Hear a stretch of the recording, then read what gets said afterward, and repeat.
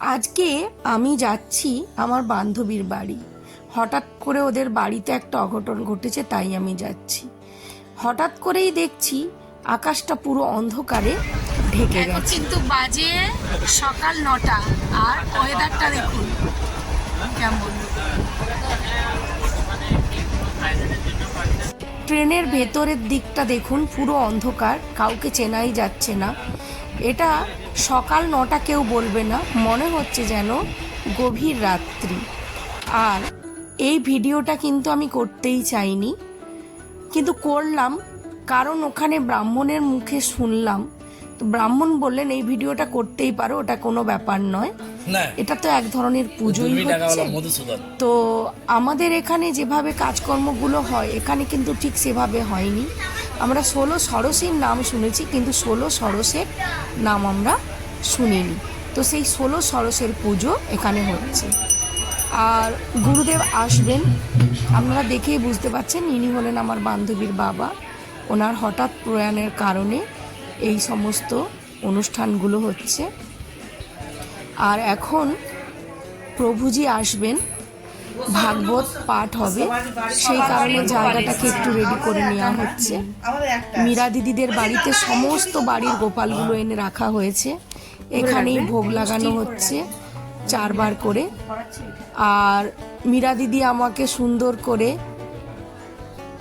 তিলকটা এঁকে দিচ্ছে। মীরা দিদি এত দুর্দান্ত তিলক আঁকে, তাই আমি মীরা দিদির কাছেই তিলকটা আঁকলাম। আর মীরা দিদির কি হয়েছে, তিলকটা আঁকতে আঁকতে মীরা দিদির পুরো দাগের মতো হয়ে গেছে।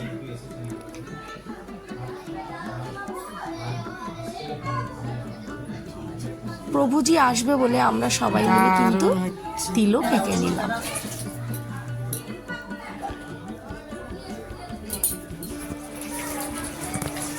এই যে আমাদের পোংরা বৌদিও করে নিয়েছে তিলক, আর এই যে আমার মীরা দিদি কত সুন্দর করে আমায়ও করিয়েছে, নিজেও কত সুন্দর করে পড়েছে।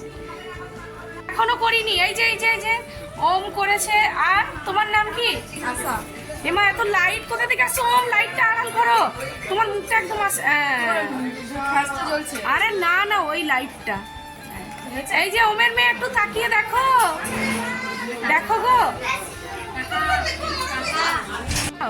সবাই তিলক কেটেছে, একটু করে দেখিয়ে নি। মাইমা একটু লাইটে বড্ড তোমার আসছে না মুখটা, দেখে মাইমা এবার এদিকে তাকিয়ে হাসো একটু। কত সুন্দর তিলক কেটেছে, আমরা সবাই এখন তিলক কেটে রেডি হয়ে গেছি। আর চন্দনাদি দেখি, আরে আজকে বড্ড না সমাধি, হ্যাঁ চন্দনাদি, আরে কি হলো? আর এই হলো আমার বান্ধবী পিঙ্কি, ও তিলক লাগিয়ে মাতাজি সেজে ঘুরছে। প্রভুজি আসবে তো তাই ও খুব এখন ব্যস্ত। সবাই তিলক লাগিয়ে নিয়েছে, এখন আমাদের প্রভুজি আসছে। এই হচ্ছে বড় মাইমা, এই হচ্ছে ছোট মাইমা, আর ইনি হচ্ছেন একজন মাইমা। আর এই যে আমার কাকিমা, আমার কাকিমাও সুন্দর করে তিলক লাগিয়ে নিয়েছে। আমাদের প্রভুজি আসবে, এবার আমি দেখাবো পুরো। আর এখানে শম্পা হলো পিঙ্কির জ্যাঠতো ভাইয়ের বউ।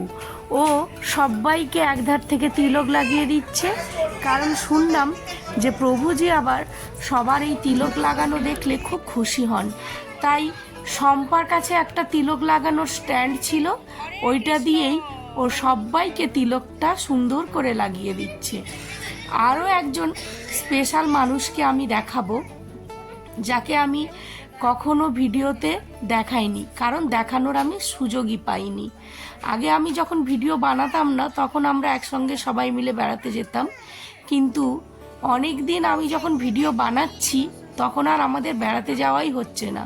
কোনো না কোনো কারণে আমাদের বেড়াতে যাওয়াটা পোস্টপন্ড হয়ে যাচ্ছে। তো আজকে প্রথমবার তাই তাকে আমরা পেলাম। সে হলো আমাদের পিঙ্কির হাজবেন্ড, আমাদের সবার প্রিয় রাজেশ দা। আজকে রাজেশ দাকে আমার ভিডিওতে আপনাদেরকে দেখাবো। উনিও খুব আনন্দ করে তিলকটা লাগাচ্ছিলেন প্রভুজি আসবেন বলে, এবং আমাকে জিজ্ঞেস করছেন আমি ভিডিওতে ঠিকঠাক আসছি তো। চারিধারে লাইট লাগানোর ফলে মুখগুলো একটু আবছা আবছাই আসছিল, আমি আবার তাই এই দিক থেকে রাজেশ দাকে নিলাম। খুব ভালো লাগছিল, অনেক খারাপের মধ্যে দিয়েও মনটা একটু আনন্দ লাগছিল যে আজকে আমরা সবাই মিলে একসঙ্গে তিলক লাগিয়েছি, আর প্রভুজির ভাগবতটাও আমরা সবাই মিলে একসঙ্গে শুনি।